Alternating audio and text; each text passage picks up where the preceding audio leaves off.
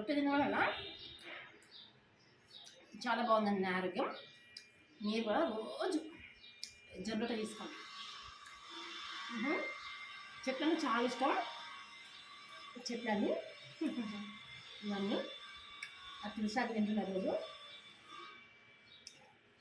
అప్పుడు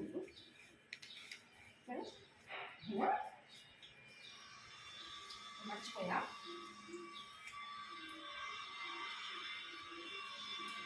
ఇలా ఉల్లిగడ్డ చెట్టు పెట్టినా. ఉల్లిగడ్డ ఇది తింటా నేను చాలా. జొన్న రొట్టె ఉల్లిగడ్డ. అమ్మ నేను మర్చిపోయాను. సూపర్. చెట్లన్నీ పెట్టినా.